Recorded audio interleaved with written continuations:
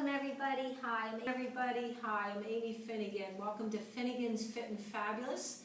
I'm a physical therapist assistant of over 20 years, and I work for Drevna Physical Therapy Associates here in good old Lancaster County, Pennsylvania. So today what we're going to work on, about a 15-20 minute session, is going to be rotator cuff strengthening with a little combination of core strengthening. And I'll give you little cues and education throughout so you know why we're doing these things. However, I just want to make a point. If you're having current pain or issues or immobility in your range of motion and your everyday functionality, please seek the intervention of your primary care doctor or go to your local physical therapist. And at Drevna Physical Therapy, we have direct access, so you can check with your insurance company, but you can come to us directly too, and we can set you on the right path. But here in my classes, what I do is a lot about just correction of our body mechanics, prevention, and well-being. I want to empower you through the education of what you can do to help prevent further rotator cuff injury and strain. And again, as our bodies naturally mature and season, we tend to have rotator cuff issues. So we want to strengthen those 4 rotator cuff muscles, one of those being on the top of the shoulder, your supraspinatus, and your remaining 3 on what we call the posterior chain, your infraspinatus, your teres minor, and your subscapularis. We want to strengthen those muscles. Plus, we're also, in the following exercise, we're going to be strengthening not only your rotator cuff muscles, but also other stabilizing muscles. So this is safe stuff to do.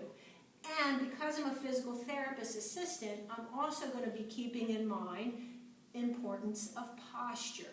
Posture is key for all of us across the board. So if you have any kind of cervical fusion, osteopenia, osteoporosis, I'm going to be throwing in some cueing too for your body mechanics that's going to help protect you so we're not causing other injury and harm throughout today's session. So first and foremost, let's do these nice, easy stretches. Well, the first stretch we're going to do, as we stay nice and tall through our spine, we're going to let gravity assist us going to the left side of our body.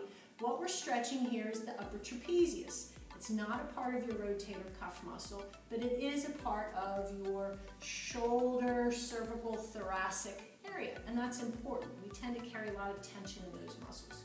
So letting gravity assist you, you're bringing the left ear to the left shoulder, you're relaxing, not forcing the stretch, breathing through it for about 15 seconds. And you'll find sometimes, even like you're seeing me, just slowly close my eyes, and that's okay. You're breathing into that stretch, you're going to come back to center, and now you're going to slowly bring your right ear towards your right shoulder. And I don't know if you can see, but you can definitely see I'm tighter on this side. So I'm just easing and melting into the stretch. Again, I'm not forcing it through a painful arc of motion. You want to avoid any kind of increased pain. There may be soreness with the stretch, that's okay. But you want to be able to breathe through the stretch, so not holding your breath. Come back to center. Let's do that one more time, nice and easy. Gently gravity assisting the weight of your head to the side. Again, breathing through that stretch. Letting your shoulders sink down. I like to use the words melt or soften. And again, you just saw me switch here, so we're switching to the other side. Very nice. Let's come back up to center. I'm going to slowly turn my body. We're going to do a shrug and a roll, and we're sinking those shoulder blades down into the back pocket. Lifting up, pushing down. We're trying to release that upper thoracic, upper trap tension, which can then lead to tightness to our range of motion of our neck, even potentially the jaw. So let's work those tight muscles out together. 2 more times. Beautiful job. And last time. Very good. Let's lengthen through our body here. So with my feet not quite shoulder width apart, I'm going to bring my right hand up, reach to the sky, lift, lift, lift, and then gently side bend to the opposite side, shifting weight a little bit through that right foot, tipping the teapot, and then coming back to center, arm comes down. Now let's say your arm can only get this high, okay? Because that's the truth for some of us. We have a frozen shoulder. So just reach as high as you can through your body even, not just the shoulder, but through your torso. And then gently lean to that side. Again, what you're seeing is me standing nice and tall, not flexed and rounded. For those of us, again, with osteopenia, osteoporosis, that's a no-no. So get nice and tall and long. And if you can stretch that arm out, go ahead and do so. This is called a side bend stretch, arm coming down. All right, let's do one other stretch here. We're going to bring our nose down to our left shoulder. This is called the levator scapulae stretch. That muscle is, again, part of our upper thoracic into our neck. And sometimes you can wake up from a night of sleep and wake up and think, oh, I got a crook in my neck. This is a great way to stretch that out. Again, holding, not your breath, but the count for about 10 to 15 seconds. Slowly come back to center. Eyes can be open or closed during the stretch, not forcing it. Breathing through that stretch. Again, melting through that stretch. And the angle is I'm bringing my nose down towards the direction of the shoulder. And you can rotate your head different directions. Again, if it doesn't feel good, modify that motion. Listen to your body. Come back to center. Let's do a set of shoulder shrug and rolls one more time. 5 of those. Sink them down. Ladies and gentlemen, sink those blades down for 2, and 3, and 4, and 5. Very nice. Okay, as you see behind me, we have an array of colors. Colors come in all, bands come in all different colors, depending on the series of exercise bands you have. Sometimes I call them the tropical line series, or in this case, it's the primary color series. Starting with the easiest and the lightest resistance, we have yellow. Moving up the ladder to the more difficult, red, green, blue, black, and there's a next series which is silver. But I'm thinking if once you get to black and that's too easy, then you should be moving on to weights. So what we're going to do next is a nice combination of both balance and strengthening. I'm going to grab the blue band and I'm going to put it at my upper thigh level. What we're going to do is we're going to bring our shoulders up, draw them down and back, sink them into our back pockets. We call these hundreds. And it's a Pilates movement that we typically do on our back, but we're going to modify it, so we're doing it in standing. So as my shoulder blades are sunk into my back pocket, our goal again is strengthening rotator cuff muscles and also our thoracic part of our bodies. So here we go. Sink those blades. We're going to do 20 pulses, pulling back, small movements. 1, 2, 3, 4, 5, 6, 7, 8, 9, 10, 11, 12, 13, 14, 15, 16, 17, 18, 19, 20. Now, for those of you who say this is easy and boring, okay, let's throw out a little challenge.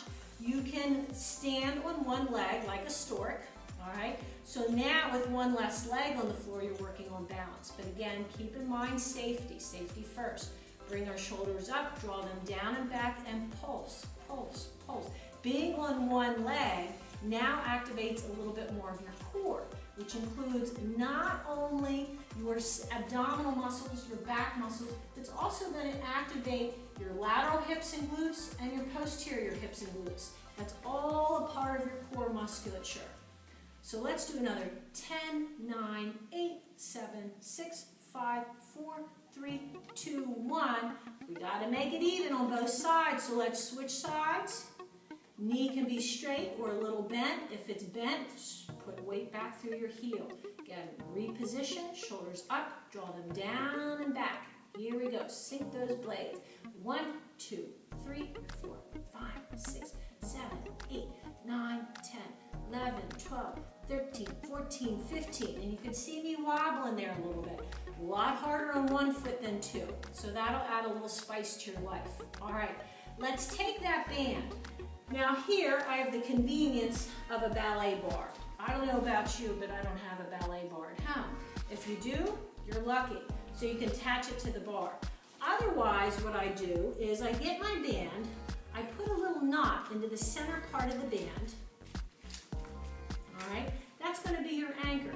Instead of putting this on your door knob, you're going to open your door. You stick the band and the knot into the hinge of the door frame. And since we're going to be doing rowing, you're going to want the height of the band right at your sternum chest level.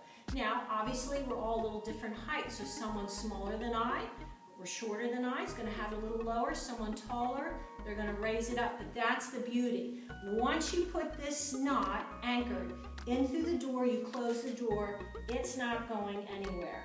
Okay? So, I'm going to, for this case in point, so you can see what I'm doing, I'm going to keep it in the bar. I prefer a staggered stance. It's the most safe. Plus, you're going to get a nice workout again through your core. So let's do level 1. Both feet on the floor, my palms are down, my shoulders are sunk into the back pocket. Let's go for 10 of these.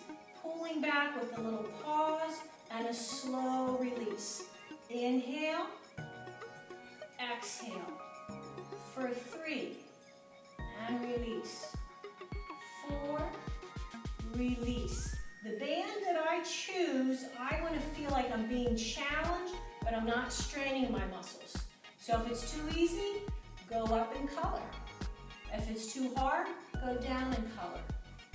And let's just say you only have one band at home. You can always step back to give a little more resistance, or just hold it a little bit more in duration. Let's go one more time. Excellent. All right. Let's say we want to add spice to life, okay? And I want to now activate my hamstrings, but I also want to work my core plus my rotator cuff muscle.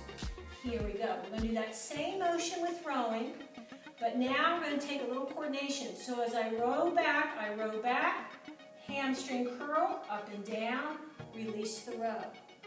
Row, staying strong through my left leg or my planted leg in the floor. My knee, as you can tell, is slightly bent. If my knee is locked, look, I'm going to go flying forward. If my knee is bent, I'm pushing weight through that heel. Now my glutes get engaged. That's a good thing. And hamstring curl. Let's do 2 more and 1 more. All right, so that's working the hamstrings. Let's say we want to work the hip flexors. That too is part of your core makeup. So what we're going to do, I'm going to switch hands. And actually for this intent and purpose, so you can see what I'm doing here with the camera, I'm going to stay to that right side. But at home, and in the convenience of your own time and space, you're going to switch sides. Again, we want to keep both sides of the body challenged. Both sides of the brain challenged and strong. So this time, we're going to row, hold the row, navel to spine, hip comes up to about a 90 degree, and back down, unrow, row, pull that up, down, release. Let's go 5 more, row, up, down, release, and ideally, try up to even 10 of these guys. On each side, up, down. So this is some spice to your life here. It's not just plain Jane boring rowing, even though that has a good intent and purpose. Now we're working that's a tongue tire. Multiple muscles at once. All right, and release. Nice job.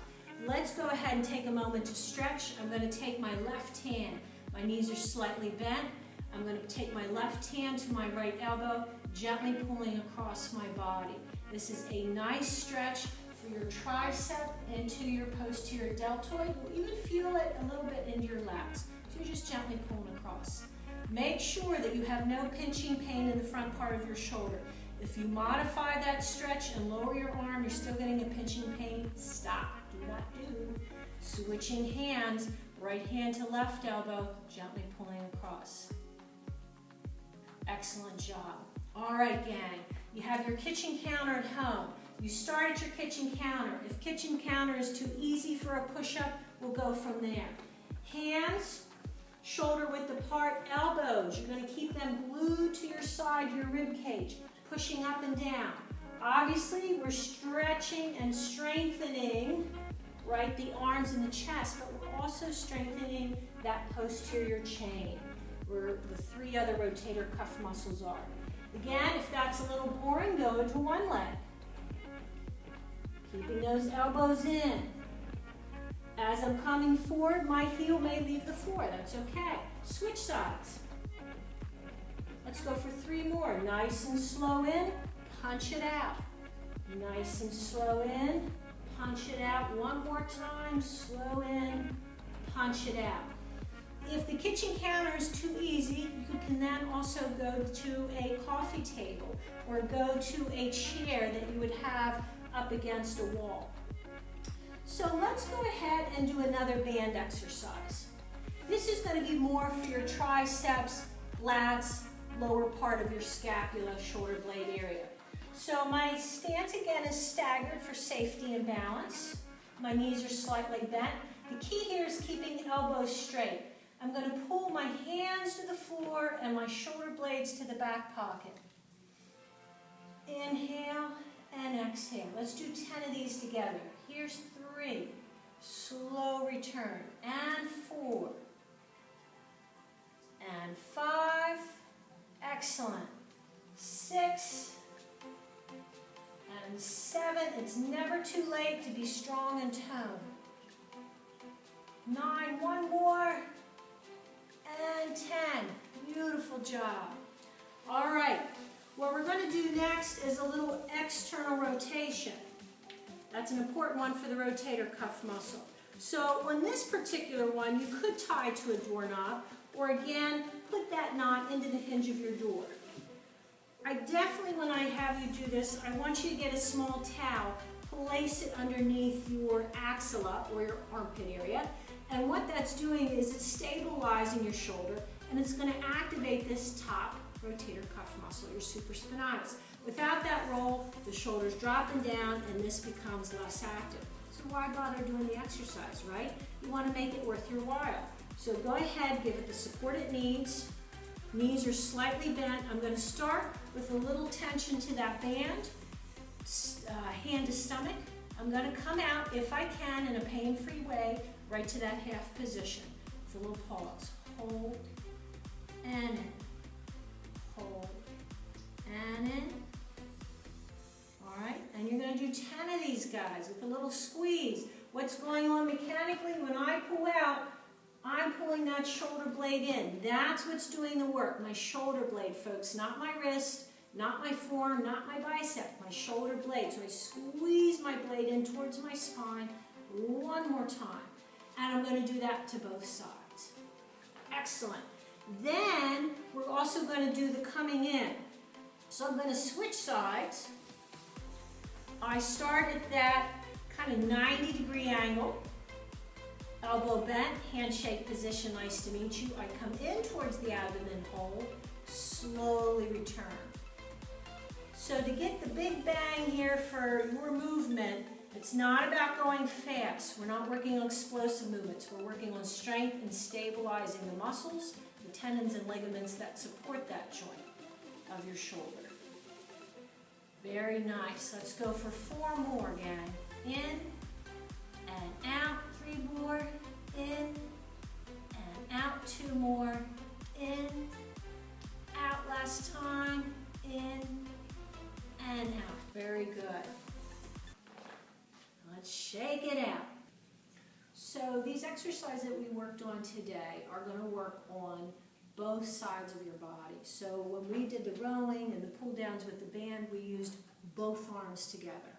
However, when you are doing some of these exercises, I want to make sure, especially we did with the towels, the external going out and the internal coming in, that even though we did one arm at a time, for you viewers at home, we wanted to do both sides for demonstration purposes, one arm at a time. However, for your sake and well-being, I would like you to do both arms. So you will do about 10 reps with the right going out, 10 reps with the right coming in, and then switching sides. 10 reps with the left coming in, 10 reps going out.